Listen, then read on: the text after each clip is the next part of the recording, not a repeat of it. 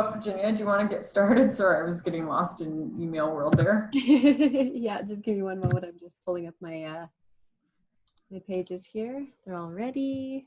Yeah, so I'll just kick things off with a little, just to explain to you guys who the Henry Bernick Center is. We are the ones that put on this event, and I'll introduce Virginia for those who don't know her. But the Henry Bernick Center is located in the college, and we assist entrepreneurs and student entrepreneurs in 4 main areas, which are training, connections, funding, and mentorship.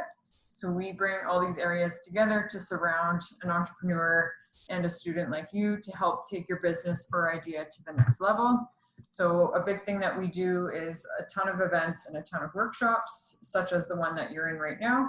So you are taking part in a maker's night, and Virginia is going to teach you how to do some cool things with a vector file. Hopefully I said that right. And Virginia is our Peter B. Moore Makerspace coordinator. So typically when we're on campus, she'll be located in the makerspace where we're doing a ton of cool things. We'll have 3D printers and laser cutters and everything up to date with the technology world. And that's where we would normally host our makers night. But today we're hosting it on Zoom. So Virginia is a great resource to know if you ever need any tech support, ideas, or innovation. She's the gal to go to. But I will let her take it away, and we hope that you guys can join us at future Maker Nights. We're going to be touching base with you to see what you would like us to do. And we'll hope to host Maker Nights, I would say, about twice a month. But enjoy. Awesome. Thank you so much, Jenna. Jenna is like the glue that holds us together and makes sure that I can get all the invites sent to everybody. So, because that's part of my inability of something to do. So I love having her here, and I am so grateful for her. And I would love to teach you guys some cool stuff about SVG animation using HTML and CSS, the basics, tonight. So we're going to do a few things. Just to make sure, if everybody wants to turn off their microphones so that there's no interference. And then we can get started, and I can do that as well. Perfect. And if anybody has any questions, I do monitor the chat as we're talking, like as I'm speaking. So if you guys get lost or if you need anything extra, just let me know, and we can do a screen share like I'm doing right now, and you can show the code to everybody, and we can help you get through it. Okay? You can use the little thumbs up reactions if you can find them. They're at the bottom of the screen. Yes, awesome. Perfect, guys. All right, so let me just open the chat over to the side here. And all right, so hello, everyone. I hope you're all doing great. I hope you had an awesome Canada Day. I saw a lot of people who are having some fun, you know, social distancing fireworks and whatnot. So that's wonderful. Before we get started, I just want to make sure that everybody has the things prepared that we need. So have your IDE ready. If you're going to use atom.io, which is what I'm using, if you want to use CodePen, if you want to use whatever IDE you'd like to use, that's perfectly fine. I'm happy to use this one as I find it really easy, and it has a really simple way to copy your sort of like your file structure and like send it right to Google Chrome. So I really like that. Awesome.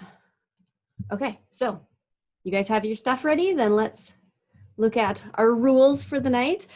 So in the makerspace, we like everyone to be kind. Use the chat for questions. Normally we would just put our hands up, but today we'll be using the chat.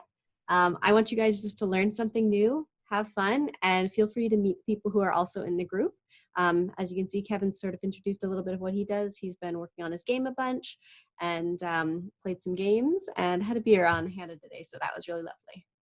And if anybody would like to share anything else that they've done, feel free to chat in the chat as well. But that being said, let's open our IDEs and let's get started. So we're going to go over some concepts and definitions first, just to get everybody sized up on this. So vector files are images that are built on mathematical formulas. So they're images that can be sort of sized to any size that you would like. It's really great for using them in web pages because you can size them really easily. An SVG, which is what I will be using today, and what we're going to be putting into our HTML pages, is based on XML, which is, as I have written down here, extensible markup language, which is basically a language that can be read by both humans and computers. Then we have obviously HTML, which is hypertext markup language. It's the standard markup language for web pages. And we also have our cascading style sheets, basically the stuff that is going to tell your HTML how it's going to look and what it's going to do. So in your HTML, you're going to have, this is what I want, this is my content, and then when we move it to your cascading style sheets are going to be actually the ones that tell it what it's going to be doing. Does anybody have any questions?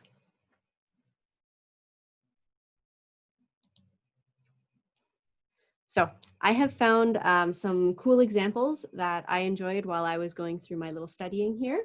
And I was just going to show you a few great websites that you can go to first, just in case anybody gets stuck or in case you want to just learn about some interesting things. So I really like CSS Tricks. It's a great website. I'm actually looking at it quite a bit for the Flexbox and grid information as well.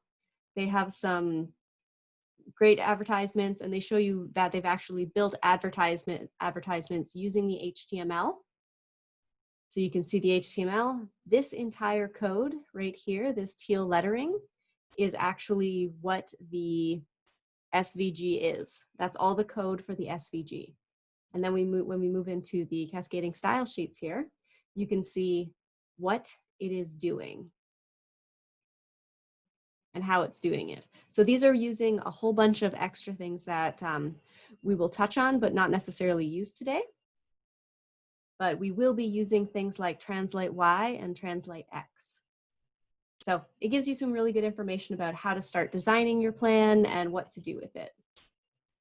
We've also got artificial design here, which was an SVG animation tutorial if you want to go really deep into it and actually figure out how to start your SVG, how to label it, how to figure out where you can put your IDs and whatnot. It was pretty interesting. And then, of course, one of my favorites, which is W3 Schools. It is a fantastic website for not just CSS, but HTML, as you can see, CSS, JavaScript, SQL, Python, PHP, Bootstrap, how-to, CSS, like it has the works. So if you're struggling with something, whether it's JavaScript, SQL, CSS, HTML, always double check W3 Schools because it is a great resource for you guys. So if everybody's ready, let's bounce a ball today. We're going to start with bouncing a ball. I have a very tiny desk. Yes, W3 Schools has been a lifesaver. Exactly. I'm going to minimize this. So if you guys go to your projects, if you're using Atom, you will go to File, Open Folder, and you'll be able to open the folder that I have given you. And once you select that folder and open it, it will open with all of the files in sort of like a little cascade. So you should have one named Bouncing Ball, Eye Movement, Walking, and then our SVG images.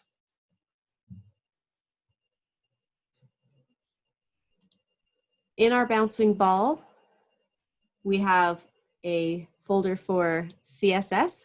I can increase the font size, yes. Better?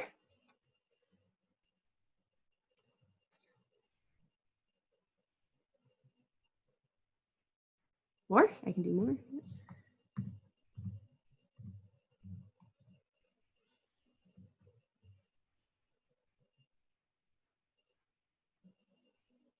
Awesome, perfect. Okay. So we will have two files that we'll be looking at for our first one, which is we'll have a CSS, a style sheet.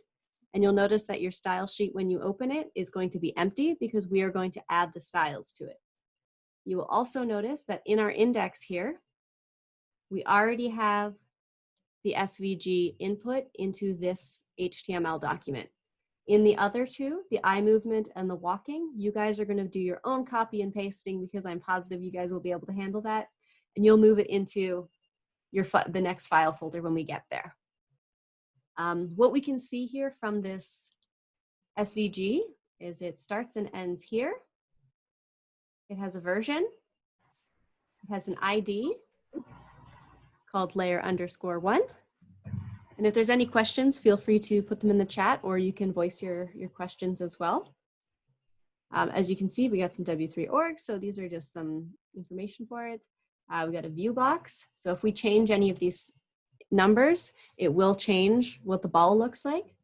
It'll basically slice it in half, move it over. There's a couple different things that it'll do. And it's basically just preserving the space around it to make sure that there's nothing in the background, and we're just keeping our one SVG image. This is the color right here. So that's the fill that was used on the SVG image. And then the circle that is on here, I've given it an ID of ball, and it has a class of STO. Once we get to the larger pieces, we will talk about the class structures. And basically, as you add something in your SVG as you're building it, it adds these classes to each thing. So to each group, to each circle, to each rectangle, to each whatever you end up building, even if it's a little blobby thing. Down here at the bottom left-hand corner, we can, with Atom, we can click on that and it's automatically copied. The address that I want, I can click up here and paste it. And that's going to give us the ball that we're going to start with. So if you guys want to wave your hands or let me know if you need more time to get here, because this is how we're going to be able to view what we're doing. That's a big ball, you are right. So I think that's the first thing that we're going to change about this is how big the ball is, because that's an awfully large ball. And we won't really be able to see it bounce very well if it's that large.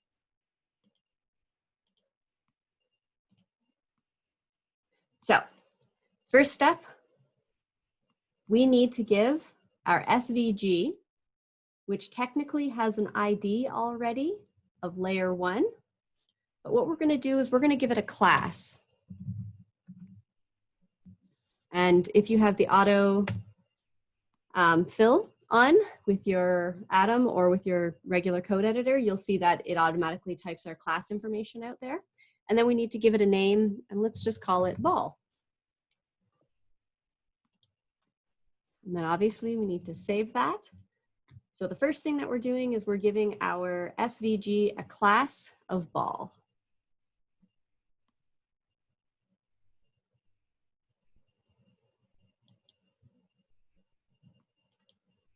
The next thing that we're going to do is we're going to call on that ball, and we're going to give it some sort of parameters. So to call on a class, do we know what we use? Do we use a dot, a hashtag? What do we use to get the to call on that class item, if anybody knows? The dot. Perfect, Walter. Excellent. Use the dot for class. I used to get them mixed up all the time, but after doing this several times, I've really gotten ingrained in my brain. The dot is for classes. So dot ball. And then we're going to put our happy little mustaches in. So I think the first thing, as we talked about, we should make this ball a better height. So we're going to give it a height. And I'm going to go with 500 pixels. Yeah, exactly. I still mix them up still. I just go over it every single time before I'm starting. I'm all like, hashtag, it is written also on my desk here. I have a piece of paper down on my desk and I write all my notes on it, and then I change out the piece of paper. So we have a ball with a height of 500 pixels. We have our style sheets, which are already linked. So since our style sheets are linked, when we go back to this and we hit refresh, we have a 500 pixel ball. Woohoo! Yay! They're happy mustaches. I had one teacher that I went in to do a course with, and he called them happy mustaches, and I will just never, it'll never be the same now. It'll never be the same. Oops. Okay, so we've got a ball of 500 pixels. So what we want this ball to do is to bounce, right? So the first thing that we're going to start off with is we're going to introduce a new item, which is called keyframes. So that's going to be what your animation, that's going to be your animation, basically building a function that you're going to call on up in the ball area. So we're going to go keyframes, and as you can see, it automatically pops up. If it does not pop up automatically, it is just at keyframes. And then when you see this little bit here that says identifier, so that means what are we going to call our action? And since our action is going to be a ball bouncing, we might as well just call it bounce.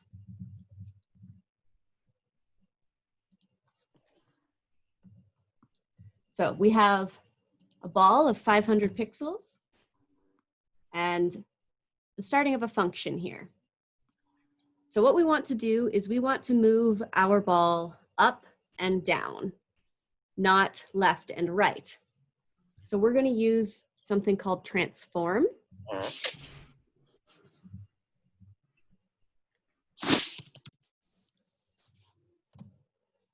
And we're going to try, let's try translate X first and see what that does. And we'll do like, I don't know, 100 pixels? Before we do that, as you can see, this hasn't sort of turned on. It should be changing colors. So what I did miss was giving it when the animation is going to start. So I've put in here 20%, and that's going to go also into happy mustaches.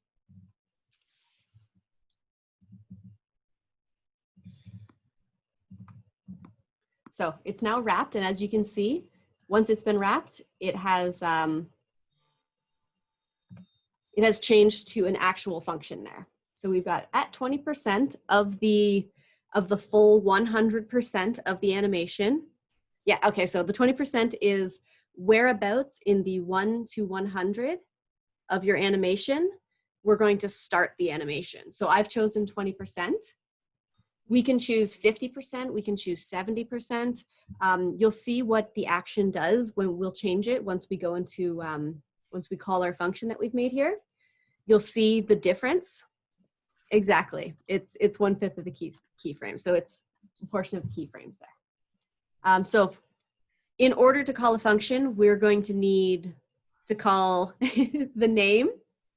We're going to tell it how long the animation is going to run for, and how long the animation, whether or not it's going to be continuous, or if it's going to be something that'll stop after like 3 goes.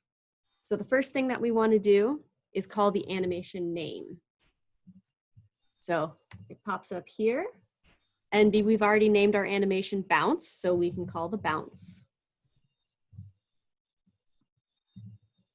So we've called our animation name. Now we need to tell it how long is the animation going to run for.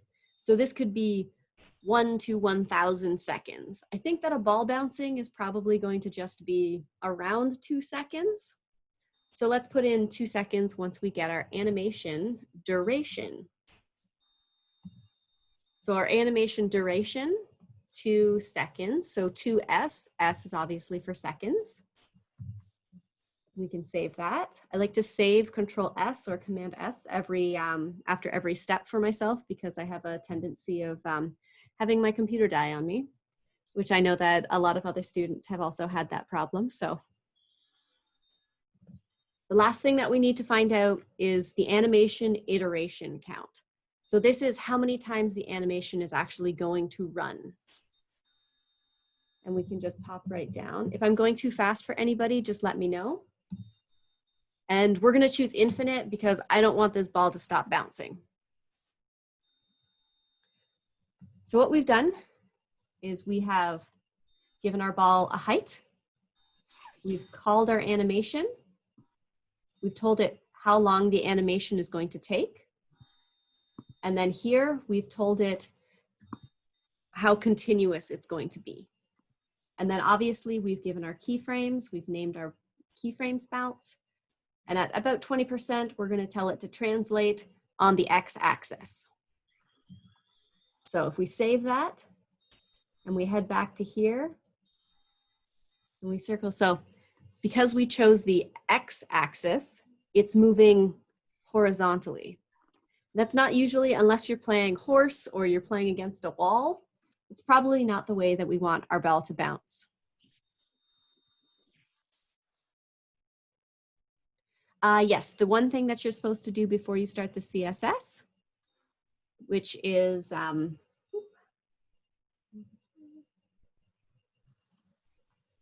in the index, we made a class of ball inside the SVG. So we made class of ball.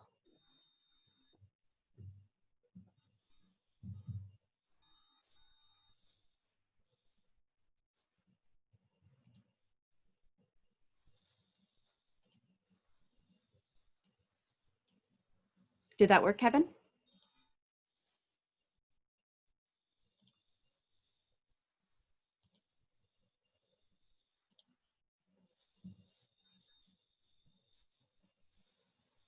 Okay, so I looked that up the last time.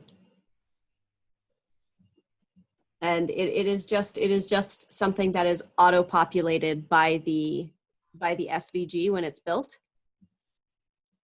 Yeah, XML markup tag.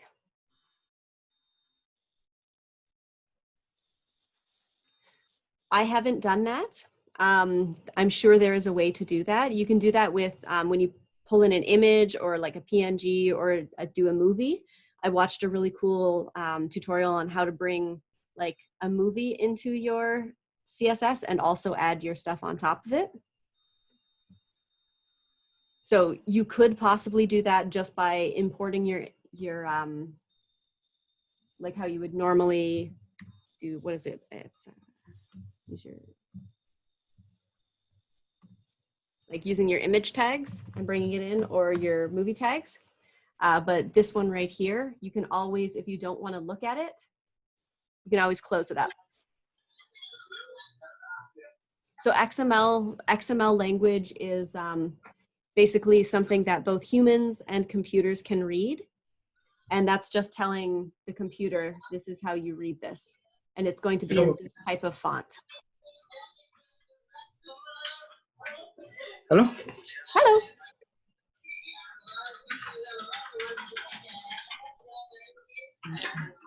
How much did you? Okay. So we have our ball going the wrong direction currently. So if we change our direction to translate Y and save that, oops, and then we go back and we refresh, your ball should be bouncing up and down.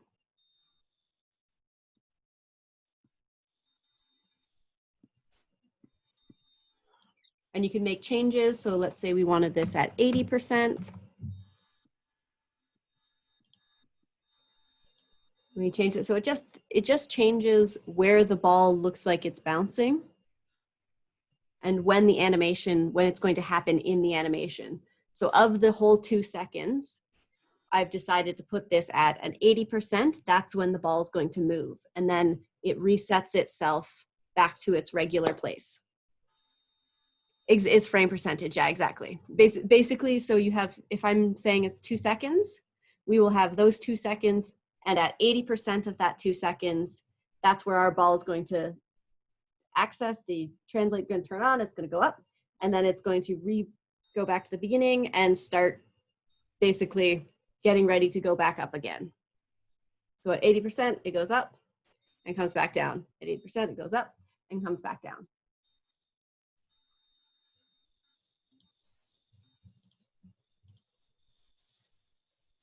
So, does anybody want to share their screen and show that they've got their ball bouncing?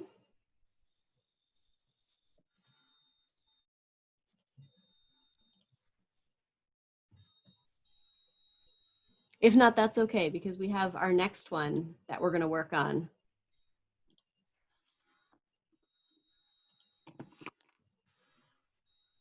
Okay, so if you want to change the color of the ball, we're going to do some shifty eyes after this, but if you want to change the color of the ball, you can do it one of two ways. You can go directly into your index and into your actual SVG itself. Exactly. So you can change it right here, and you would just change that color to my favorite, which is the ADA55. S. Save that. Just make sure you save it.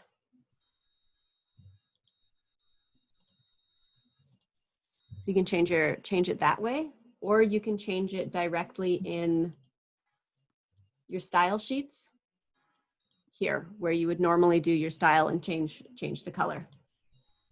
This way I find the easiest because I know exactly what I'm accessing.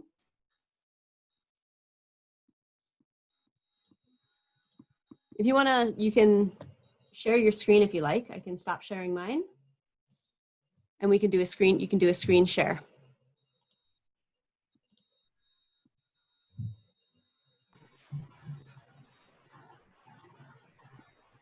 You're talking to, who are you talking to? Sorry. Awesome. Okay, so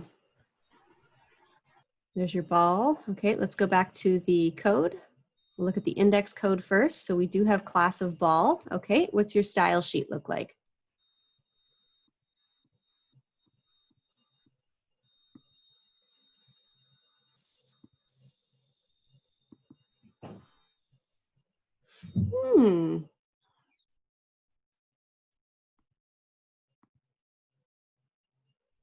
Oh, there's something from Walter there.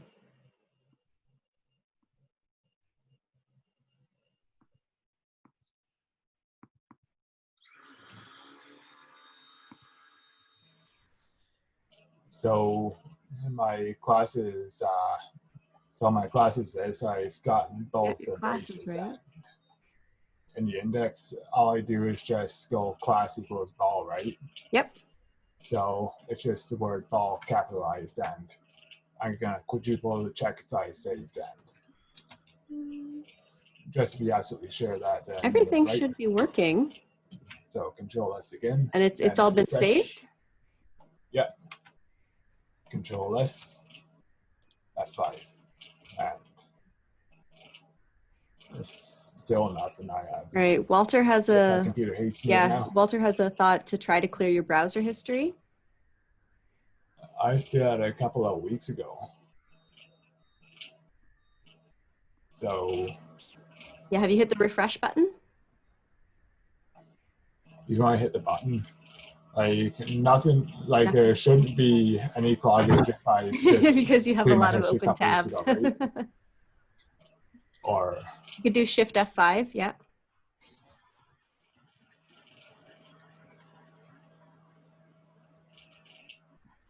That didn't work either. Let's go back to your code for a second. What is the issue there? What is the issue? His ball is not changing. So if you hit Control plus, you'll be able to increase the size of your text so that everybody will be able to see it. Sure.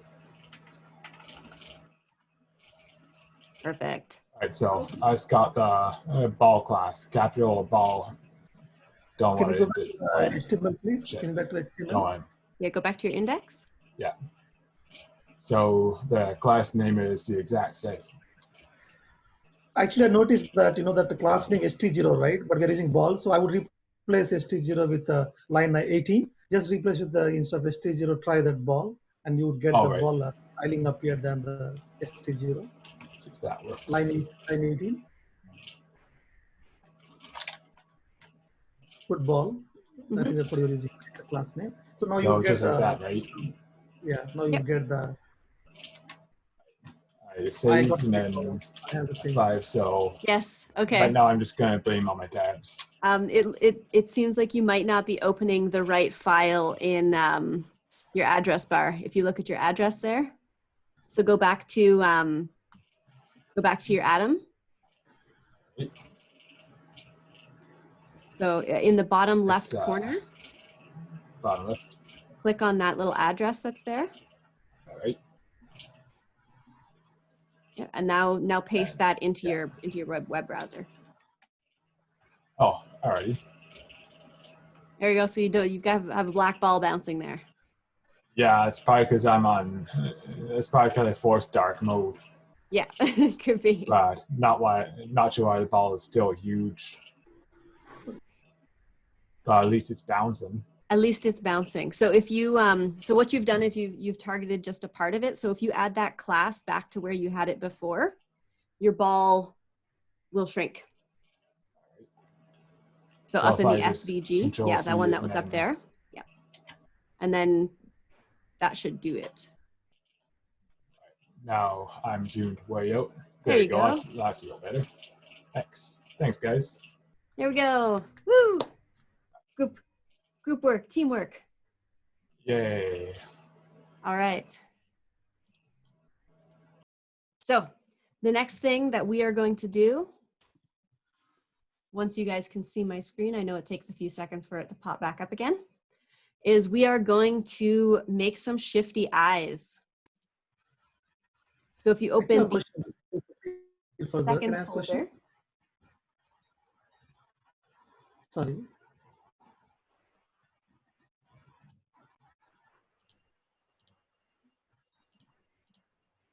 So we're going to open our second folder to eye movement, and you will have, once again, an empty CSS style sheet. And then you will see your index, which has just the basic HTML information in it. And then there is a note that says, this is where the SVG will go. So we're going to click on our folder that says SVG images. We're going to select the eyes SVG, and we're going to copy and paste that whole thing into our index, right underneath the note that says, this is where the SVG will go. And we'll save that. And once it's saved, we'll be able to see it by clicking on that left-hand little bar there, going back to our web browser, and pasting that in. So you'll see these creepy little eyes that I've made. I do have a color preference, as you can tell. Teal is definitely my color.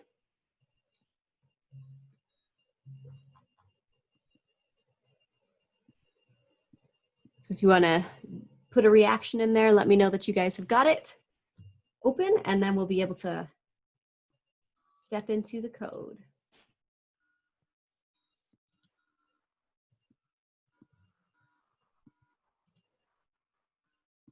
Perfect.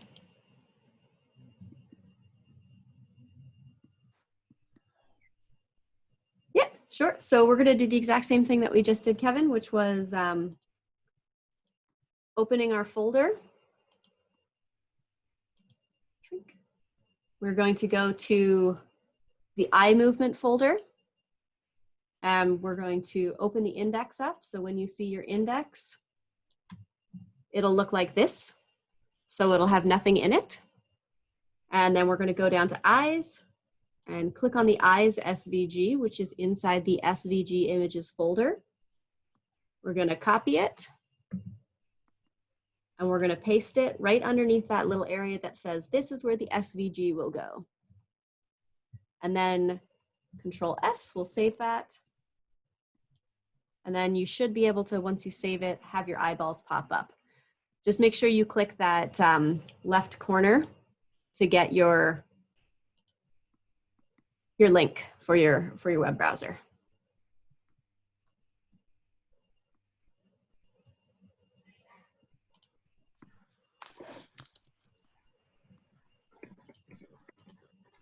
So then we'll open our empty style sheets again. We're going to take a look over here and see what we've got going on. So we've got SVG version, ID layer 1, just like the last one was. We've got some styles here, which are the fill in the stroke. And then we have a circle, which has a class of STO, and another circle, which has a class of STO. And if you take a look in your style section, STO is referenced there. So these are things that you can look at and actually access, but I prefer to give things their own class that I'm going to remember, because naming conventions are super important. I will forever remember this because I don't know if you guys have Jarrett Wright as one of your teachers, but I did an entire thing, Java project, only using things that had to do with noodles, which was very, very frustrating once I got into it and couldn't remember what was a meatball, what was a noodle, and what was a spaghetti sauce. It had something to do with the fact that I used to write my code in quite a spaghetti-like fashion. And I was trying to play a joke on Jared, but I ended up confusing myself. It did turn out well, though. That was a bonus. So as you can see here, I have already given an ID of right eye and an ID of left eye to these. So those were added during the actual building of the SVG. In the layer properties, I actually labeled them. And when I saved it and sent it to the code, I noticed that, hey, that actually gives me a great ID that I can use later, which we're going to call on. The first thing that we're going to do is we're going to, once again, give our whole SVG a class, and we're going to call it eyes, so that we can access and tell the eyes that we don't want you to be 2,000 pixels huge. We want to make you about 500 pixels so everybody can see them. Happy little mustaches. And we'll once again use that height, and we'll give it 500 pixels because that's a nice even number for me and I like it. So once we've changed that, this is also a really good way to check to see if you're accessing the right thing, so that you can always go back and check your document here and make sure, yep, my eyes are definitely 500 pixels tall now, and I've done the right thing. I've accessed the right class, and I've made sure that it's the entire thing, not just part of the eyes. So it's the entire SVG. The next thing that we want to do is the same thing that we did the last time, which is we're going to build out our keyframes, and we're going to tell these eyes which way they're going to look and what they're going to do. So we're going to access that keyframes function again. We're going to give it, I think, the name of shift, because the eyes are going to be shifting around, and that's going to help me remember with my naming conventions what I'm going to be calling on. We're going to start with some percentages here. You can also use from and to, but I prefer the percentages because I can make it a little bit more accurate for myself, where if I want this to start at 20%, give it happy mustaches. We're going to add in a transform here. And we're going to transform with a translate X first. And let's say, because the area inside of those two circles is pretty small, let's just use small increments. So maybe like 20 pixels, or we can even use negative 20 pixels and see how that works. So we have one frame there. So what we're going to do next is something that I find fun, which instead of accessing both eyes at the same time, I'm going to access them separately, because if I want the eyes to maybe go this way or look differently, I'll want to access them separately and not both at the same time. So because in the index, they already have these fantastic IDs. And if you're wondering what the G is for, that is a group which contains both the iris and the pupil. So that's going to be the blue part and the black part on the inside, and that's the only part that we're going to access. So we'll go back to our style sheets, and we're going to be using the hashtag this time because we're going after an ID, not a class, and just hashtag left eye. And what I've decided we can do is, because for the start, our animation will make them go the same way, we can copy and paste what we do for the left eye into what we do for the right eye. So the first thing we need to do, does anybody remember how we got the The animation, what do we need to call on first? Is it the how long it's going to be? Is it how long it's going to stay there for or continue running? Maybe it's the name. Animation name, perfect. So we will call animation name. And we're going to call shift because that's what our eyes are going to be doing. The next thing, we're going to look for the duration. So how long will that animation play?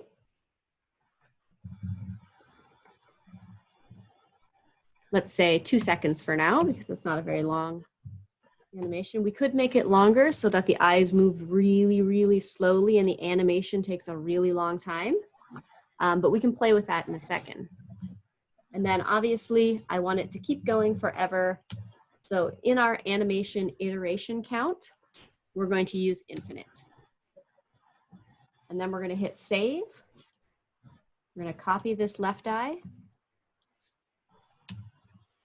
And we'll paste it below. And instead of saying left eye, we're going to say right eye. And save that. So we've just copied and pasted what the left eye said and given it the title of right eye instead. If we go back here, we can see that obviously 20 pixels, negative 20 pixels is a little bit too much because it's escaping the bounds of our circle. So we're going to have to lower that a little bit, perhaps to, let's say, 10 pixels. And then we can take a check again, refresh. There we go. So that's a little bit better. It's, oh, just you wait, it gets creepier.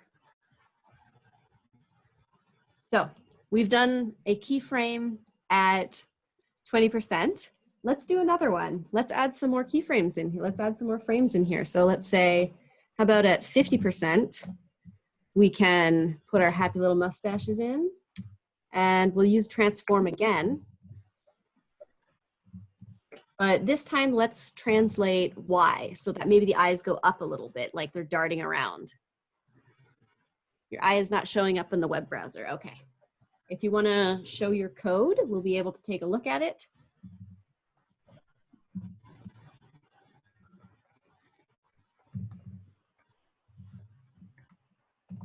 I'll just stop my share for now. Okay, we've got eyes. Okay, so the eyes, we've got two problems in your style sheet here. Your eyes need a dot ahead of it because we're calling on a class. So it should be dot EYE, nope, at the beginning. Yeah, perfect. So it's gone orange, that's perfect. And then down here at your keyframes, see how you have two @ symbols?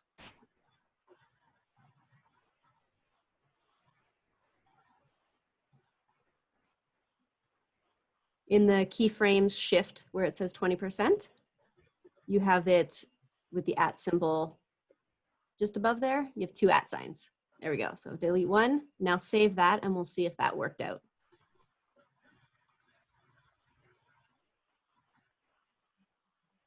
You'll just have to refresh.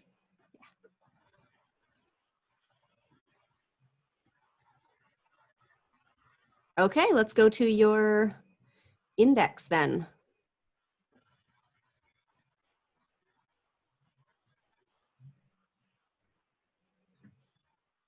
We have a class of eyes. We have the right eye and the left eye.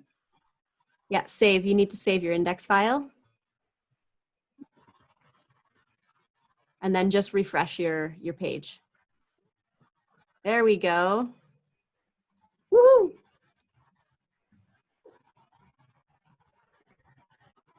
Awesome.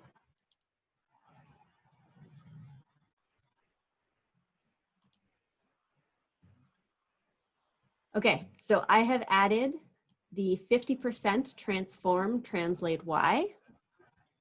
And I think I'm going to add another, maybe let's like 80%. We'll add some mustaches and we'll transform one more time. And then we'll use the translate once again and we'll go back to that X. So we'll have that horizontal once again. And 10 pixels seems to work pretty well. So once we've added those couple transitions. I'll show you what it looks like and I'll come right back to this. Once we've added those, so he starts actually looking around and he's kind of looking around really, really shifty. We've managed to move our ball. It's just a ball basically, but this time we're accessing a whole group because the group has its own ID.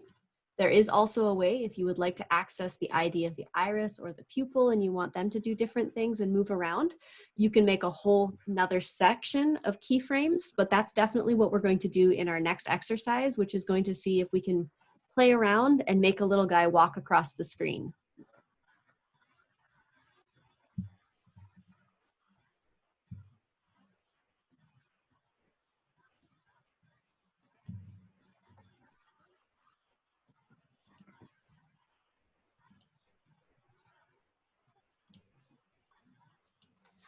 How's everyone doing? Do we got some shifty eyes going on?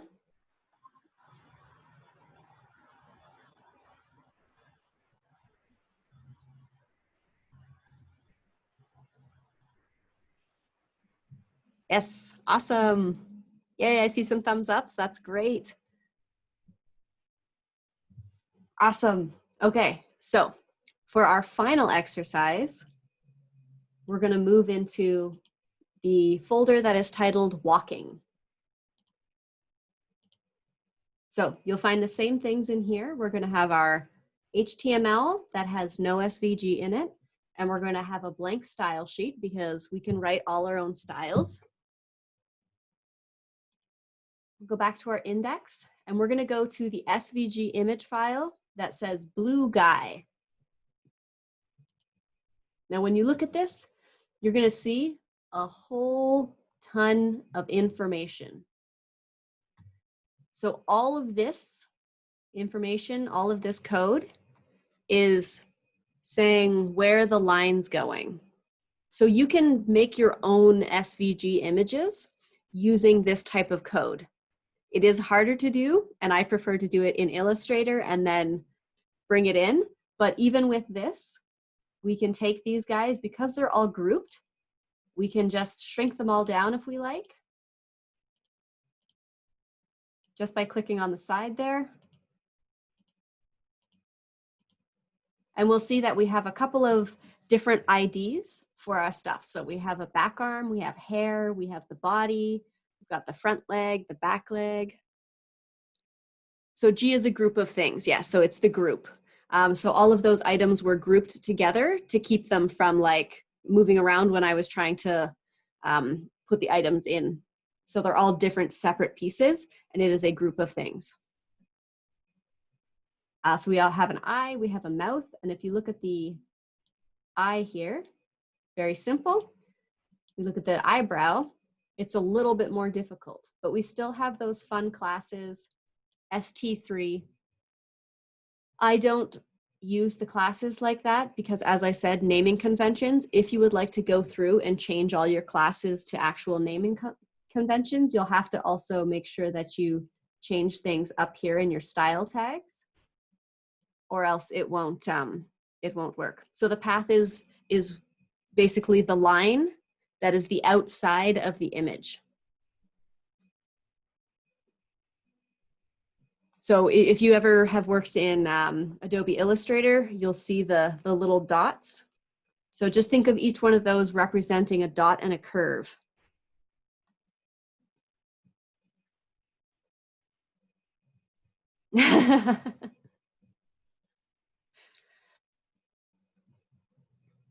Like a border radius, exactly. So some of these are like the radius portion, and some of them are the actual like content. So I haven't looked at it like specifically to know which ones do what, but I have done some, yeah, like Adobe Illustrator path dots, exactly.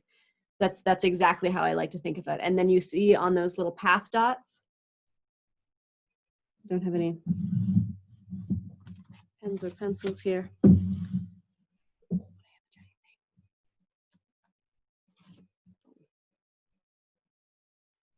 We've got, just looking for a,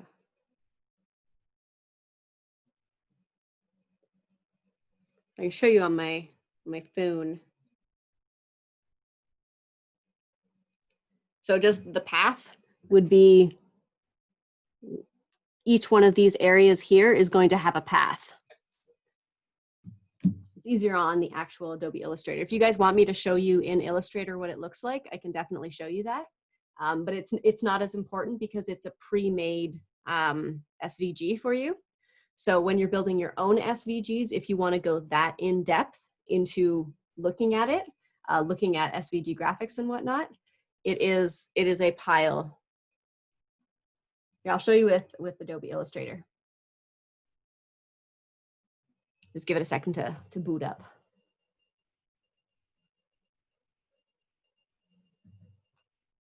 Open blue guy in here somewhere.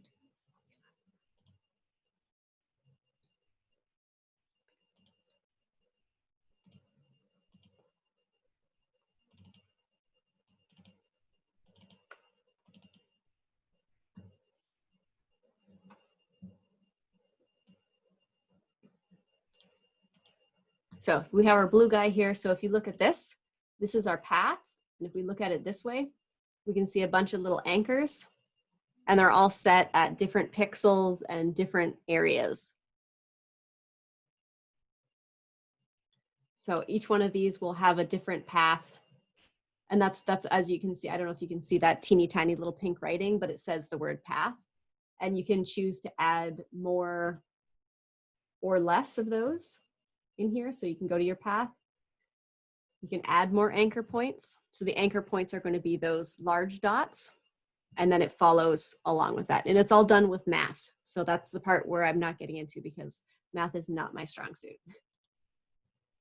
But this is going to be our little blue guy that we're going to work on. And as you can see, he's got legs. They're all separate.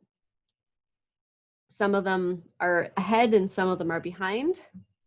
But you'll be able to access every single part of him once we get into it. So that is the path that we're talking about. That's what all these crazy numbers are here.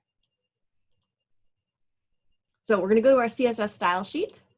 We're going to open that up, open our index. We're going to paste that information in there, which I have yet to copy.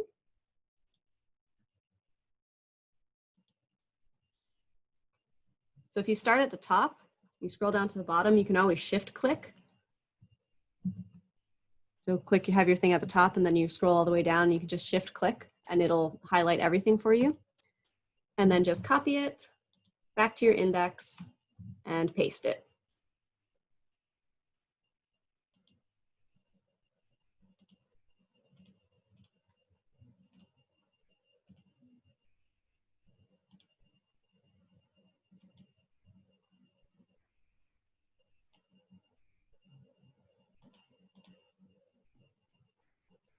It's not that important to minimize all these, but it is easier to look at that way.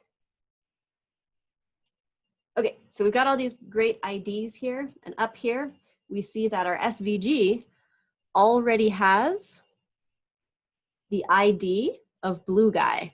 So I took the entire ID SVG and I actually gave it an ID while I was in Illustrator. So as I was going, we were adding our own classes. Now we can access this directly by the ID. Yeah, exactly. Creating meshes in Blender, exactly. So we can save this now that we have our SVG in there. Go down to the bottom left-hand corner. We're going to click that. Go back over here. And there we go. We have our little blue guy. So as you can see, he shows up quite large in the middle of the screen, and we won't be able to see him do much if he's going to be this big. So we're going to do the same thing that we did with the last ones, which is start off by accessing the blue guy, and we're going to give him a size, and I think we're going to give him a little padding as well. So we'll go to our style sheets. And since this is an ID, we will use our hashtag blue guy, our happy little mustaches, and we'll start with our height.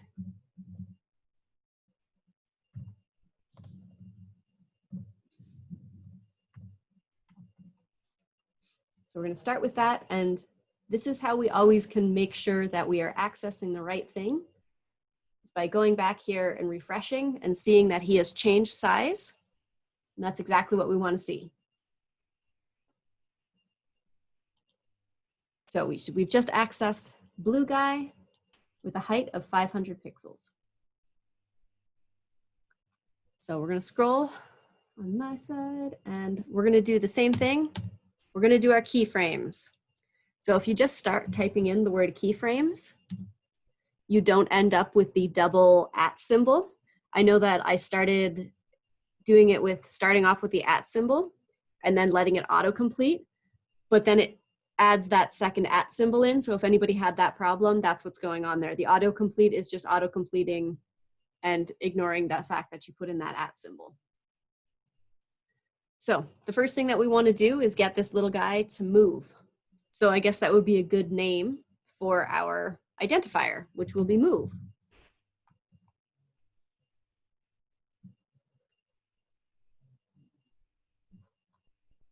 So what I'm going to show you guys how to do is just make him move back and forth. Had an issue with the double colon. Yep. We're going to get him just to move back and forth for starters. And then I'm going to get you guys to start accessing different parts of the body and see if we can't get his arms to swing back and forth and his legs to move. So we will start with wherever. Let's start at 10% this time. And we're going to use transform. And since we want him walking left and right on a horizontal axis, that's going to be our translate X.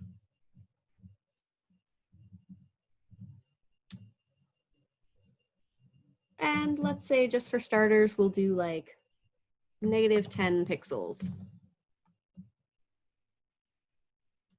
So he started his movement. It's not much movement, but it's some movement.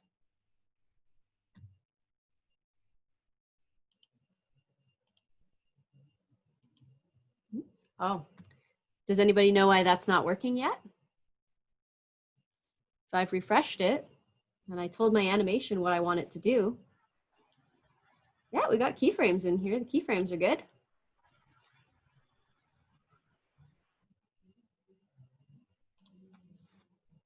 Are we missing something up here?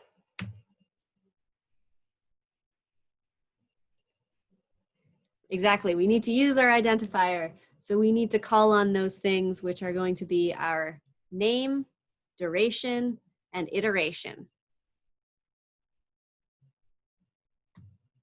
Actually, we can use it on the whole guy first because we want the whole thing to move. And then we want to tell the arms and legs what they're going to do afterwards. So we could start moving the legs, but then the legs would walk off the body and they'd leave him. So we got to access the whole guy first. So we're going to do animation name, which is going to be move. We're going to do animation duration. Let's say, I don't know, 7 seconds. Taking 7 seconds to get across that screen. And then obviously our animation iteration count, which I am still going to be as infinite because I like it going forever. Okay, now that we have our main 3 steps in there, we save it. We can go back here. We can refresh. So he's moving a teeny tiny bit, itty bitty, not much, but he has a teeny tiny bit of movement. And it's only starting at the 10%. And he's moving backwards, so that's not a really good idea. Let's change that to a positive. Save that again. Go back and just double check and see what he's doing. There we go. He's moving forward and slowly sliding backwards. Zombie legs, yes. Awesome. Okay, so we have a teeny tiny movement. Now let's add some more portions in there. Let's go 20%, 30%, 40%, 50%, 100%. At 100%, I'm going to show you something new. So let's get these other guys in here. And if we want to save ourselves some typing, we can just Control C and then paste, paste.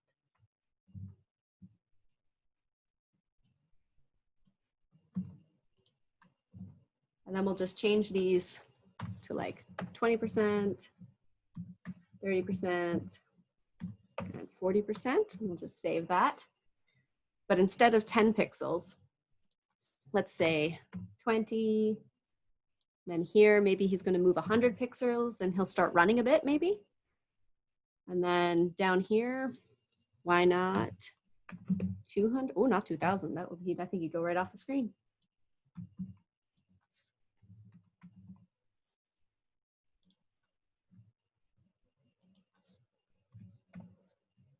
Do 50%, or let's do 70% and see what happens.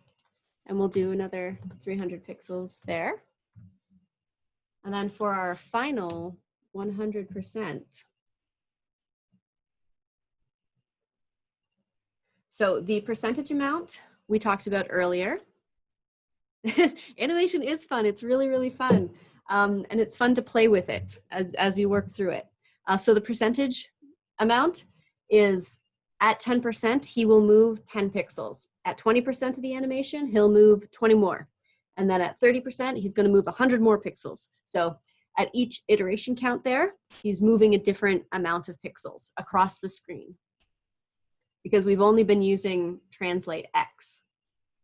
But if we go up to 20% and 40%, we might change some things in there because people who walk don't necessarily stay on the same level. They kind of do an up and down thing.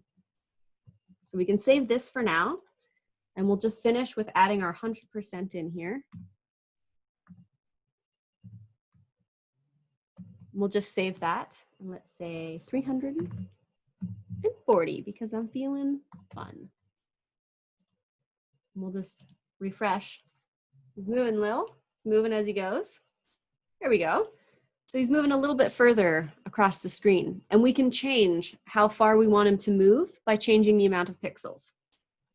And we can also change how quickly he moves by changing our percentages and by changing our animation duration. So if this was at 2 seconds, like we've done the rest of them,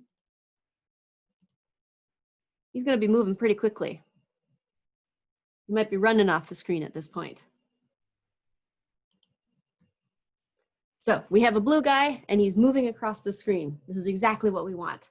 I'm going to show you something really fun, which is another transform. And we're going to use something called rotate. And we're going to use rotate Y.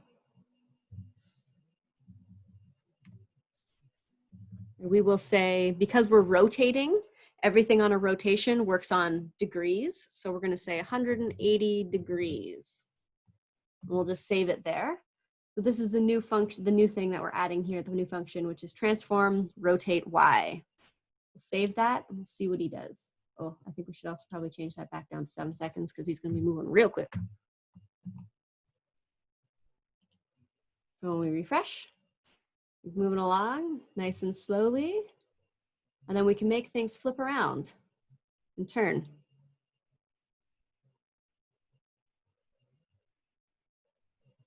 So it's not perfect, but it's definitely a start. So if you guys want to try and do some really fun stuff, we can start adding new keyframes below this one. And let's say we'll do keyframes. Do we want to swing the arms? So we can do swing arms. We'll say at like 25%. We will have a transform.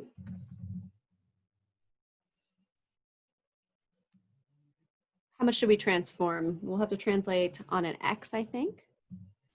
Swing puppy tail. Yeah, you can swing his hair. You can swing anything. So the way we're going to do this is we'll use translate X first. And let's say, because we don't want a huge movement, we don't want his arms flying off his body, we'll say about 20 pixels.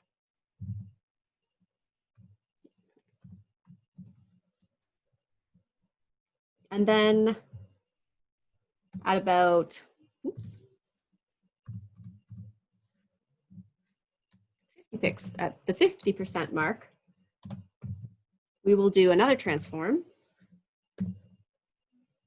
And we'll do another translate. And if I'm going too fast for anybody, just let me know. We'll translate at the Y because your arms move sort of up and in 2 directions there.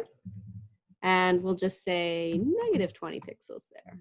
See how that goes. So we have keyframes for swinging the arms. Now we'll come back up here. And bionic puppy arms, yes. Hashtag, because we're going to access an ID. And we're going to look for the front arm. Look for our front arm. And we'll give ourselves happy mustaches there. And then we'll have to call on our animation name. And if I'm going to do this, I'm going to do this the easiest way I can think of, which is copying and pasting. But remember, when you copy and paste, you do have to change the names of your animation name.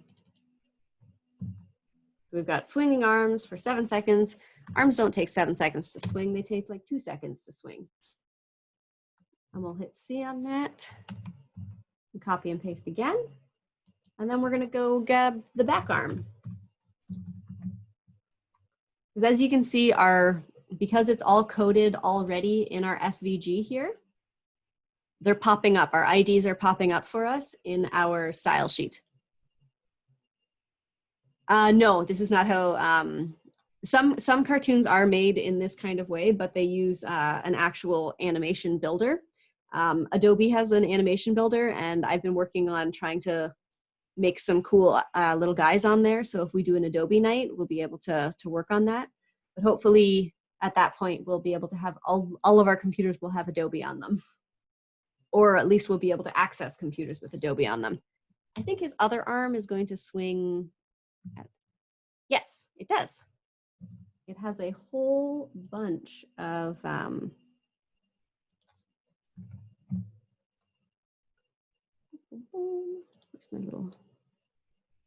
where's my cloud? Oh, cool. Well, since it wants to update right now, and I have no choice, I'm not going to do that right now.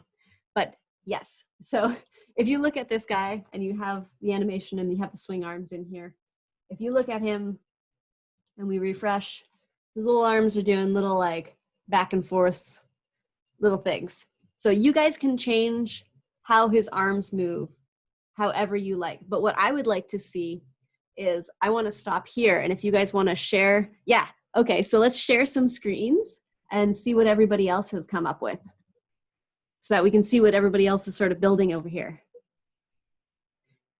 There's the ability for multiple people to share at once, and then we can click through them. I will just look up that.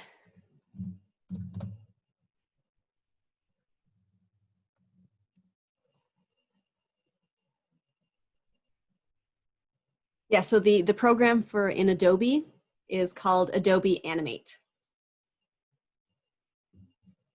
And it uses SVGs, and it's been really, really cool. You can do 3D and you can also do 2D. Adobe Animate, yeah. So if you guys want to share your screen, I would love to see what you guys have like created. And if you guys want to change the colors of the little blue guys.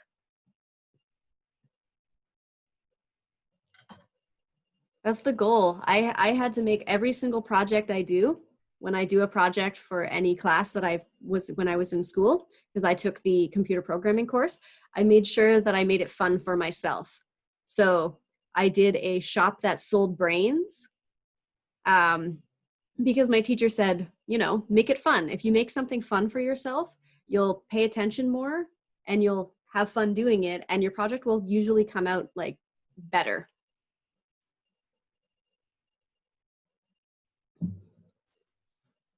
Sergio, do you want to show your screen? I'm picking on you because I know you. I know you well. Exactly. It's a very good way to help you from losing passion.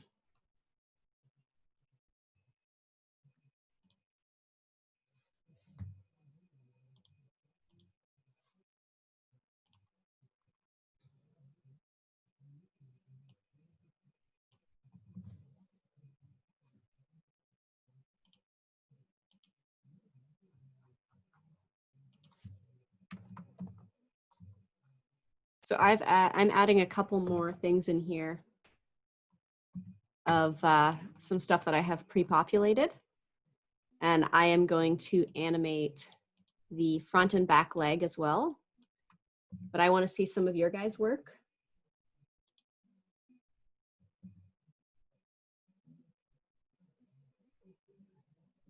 Penny, that's what happened to me.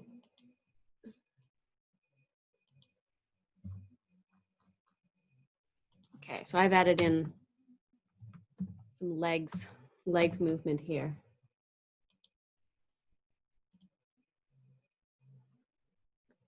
So I'm going to share my screen again. And then I need to see you guys, see if you guys, what you guys have come up with. So my guy's walking with his terrible leg movement right now. He's turning around. It's not the most beautiful animation, but if you worked on it a little bit more, you'd be able to set it up so he really did look like he was walking.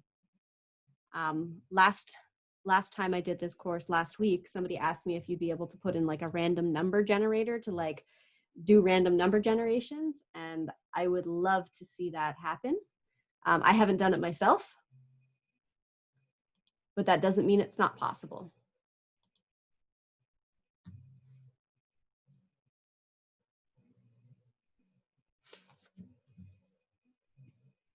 Sherry, do you want to show your design? You can make his eyebrow move up and down.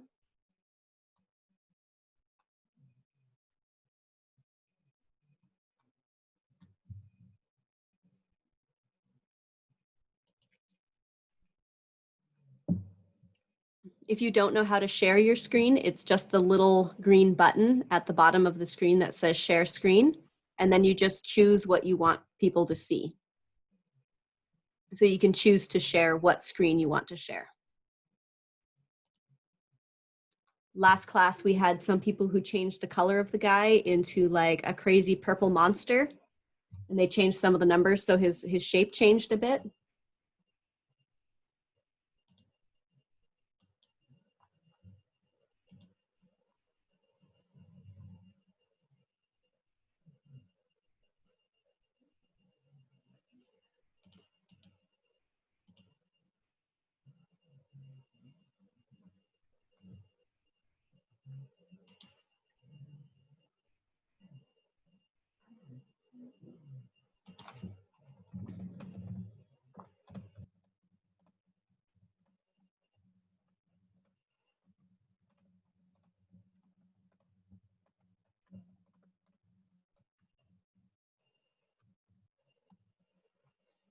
His arms keeps flying away. All right, so if you're having trouble with the arms flying away, you'll have to look at your style in your style sheets. You'll have to go to where you have the swing arms and see what you have the pixels set at.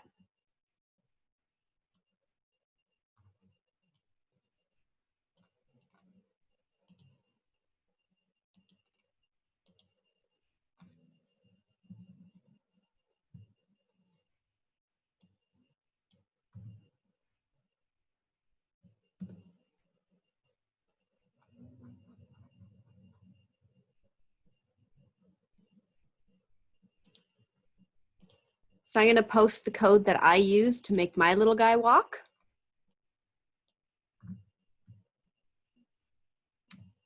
So that if you guys want to copy and paste, or if you're missing something, you can use that. And then I'll show you what I added for walking left and right. So that would be his left foot and his left leg, like his left leg and his right leg, so that they were moving.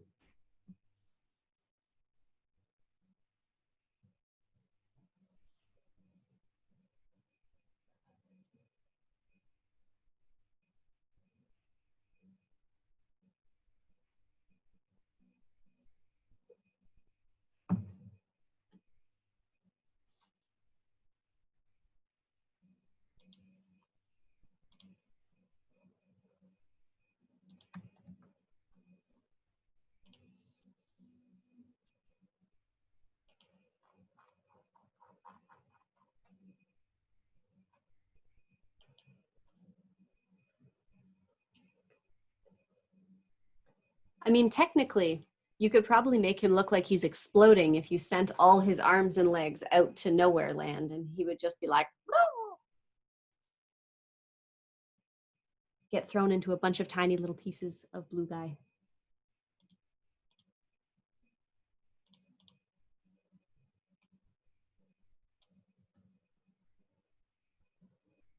He was sort of exploding with your code, yes.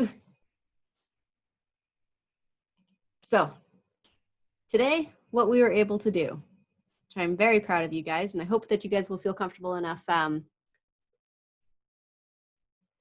to show some stuff. We were able to make this little fella move across the screen, and we got his arms moving and his legs moving. If you haven't, I did post that code into the group chat, so you guys will be able to access that.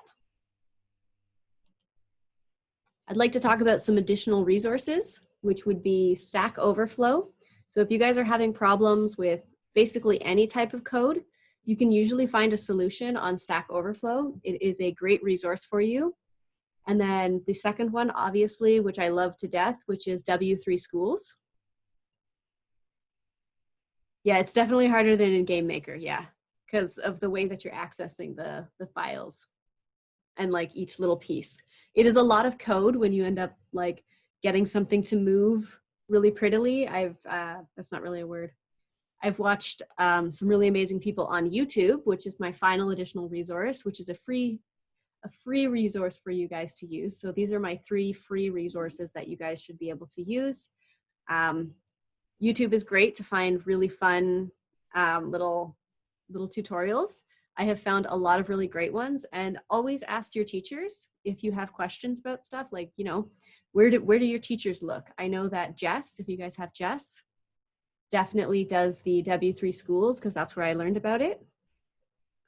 And then I myself, I use Skillshare a whole ton. Yes, so if you don't understand what you're doing when it comes to Stack Overflow, it does seem super arbitrary and like the code is really confusing. But once you get used to it as you're going, you'll start to find that Stack Overflow is a really helpful resource, especially in like little snippets. It's just when you're having small coding problems, I like to copy and paste some of my code and just send it there. Oh, yes.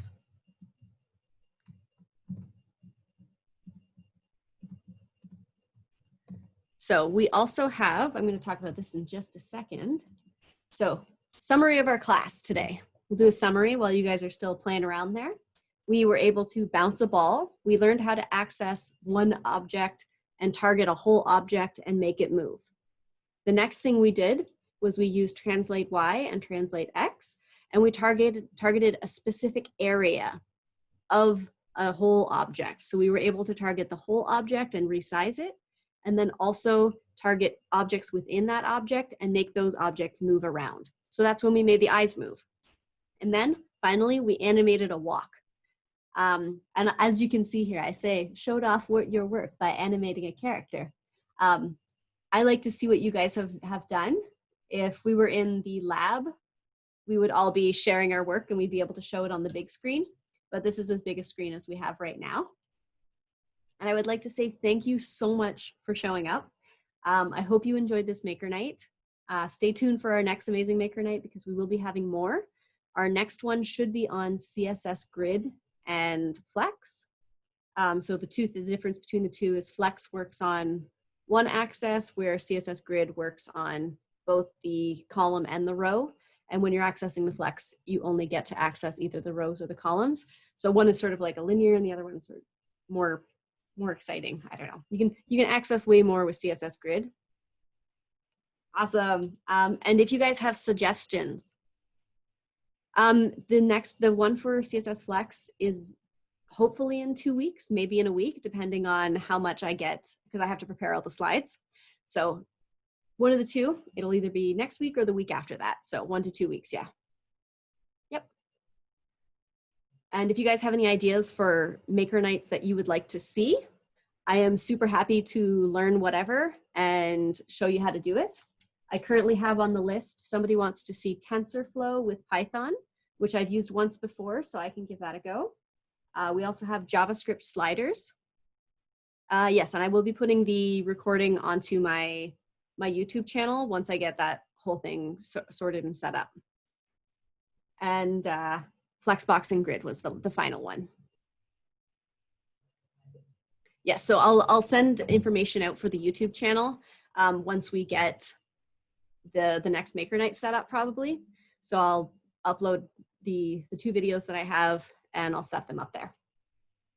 So yeah, so if you guys have ideas for the next Maker Night, feel free to put them in the chat. I am super happy to try whatever. And then I like to do what Sarah does. If you guys have met Sarah before, she is my boss and she is amazing. She is the head of the Burnick Center and she likes to ask you guys to be our friends. So if you guys could like us on social media, if you have it, that would be wonderful. You will find out about all of our Maker Nights. That's where we post all our information. And we post it through Instagram, Facebook, GCHBEC on Twitter. And then obviously we have our other YouTube channel. We'll talk about TensorFlow another day. And then the Henry Burnick Entrepreneurship Center. So if you'd like to follow us on those, you will be able to get our information. And then Sergio just reminded me that we do have our Discord. So if you guys have Discord and you enjoy that, a lot of people who graduated my year and some of the people who are above those years, we all go onto this Discord and we'll occasionally chat. And I like to see how people are doing on there. So if you have Discord and you enjoy it, you can feel free to join us on there. And I'm not sure if Sergio is still doing it. Are you still doing your the gaming online? Online gaming, because they have Georgian Grizzlies Gaming, which also has a Discord. So if Sergio wants to post the Discord for that as well, so that you guys can get to know each other.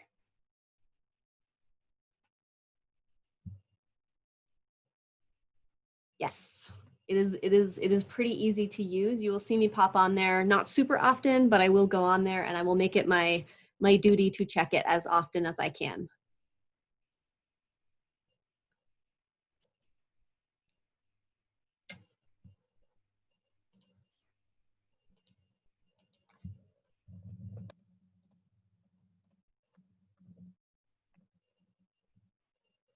There you go. There's one for the Cyber Grizzlies. So if you guys are interested in gaming, you can see what they've done so far. And at some point when we get back on campus, which I'm hoping, you know, will be an eventuality, which I know it will be. Probably, let's definitely say by winter semester we'll be there, because I cannot wait to show you guys the lab and have you guys in there and seeing all our amazing machines and all the awesome stuff that we're going to be able to do for you there. So thank you so much for joining me tonight. I've had a great time, losing my voice a little bit. And as I said, if you guys have anything that you'd like to see pop up, throw it in the chat and I'll put it on the list. And that being said, does anybody want to share their screen before we go? Kevin, do you want to share your screen before you go? See what your little guy's doing? There we go. Kevin's in for it. He's like, yes. Oh, look at his arms. He's falling apart.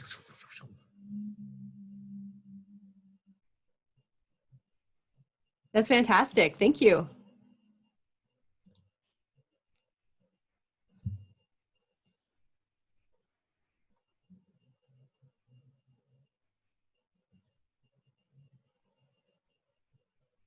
Do we want to look at the code then? We can go to our style sheet.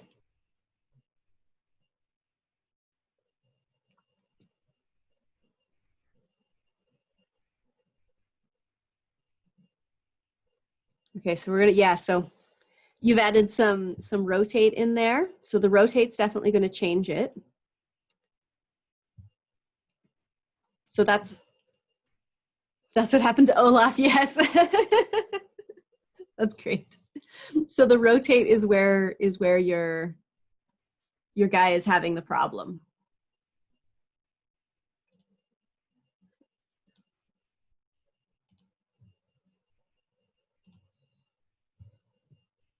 So if you remove the rotate for now and see how he walks, see what his arms do for that, and then we'll take a look at that afterwards, because I think it's the rotate that's causing the problems.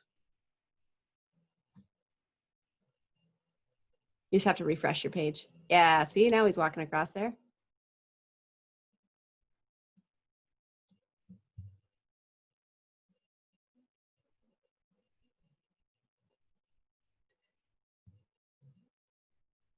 So depending on what you choose to put in for your, that's not the one. I'll just share my screen again. 2 seconds.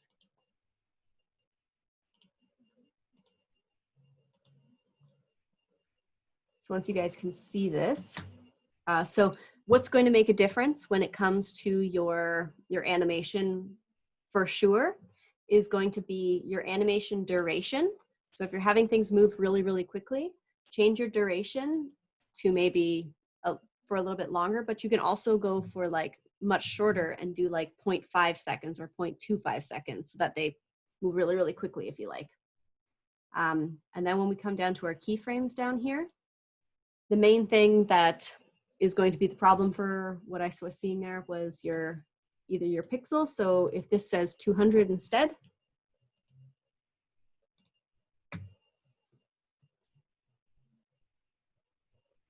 awesome. Thanks so much for coming, guys. And I will see you next time. So in a couple weeks, hopefully too, I'll have a new maker night and we'll be able to hang out again and just chill and do some cool stuff. We'll just have fun. That's my goal. Have fun doing cool things. So I'm going to close the meeting now unless anybody else has anything else to say or any other questions, or if you're stuck on something, let me know and I will stay to make sure that it got fixed. Okay, so we're gonna do awesome things, okay? I will see you guys later. Thank you so much for joining me. Bye, guys. You can turn on your mics if you want and say bye. Bye.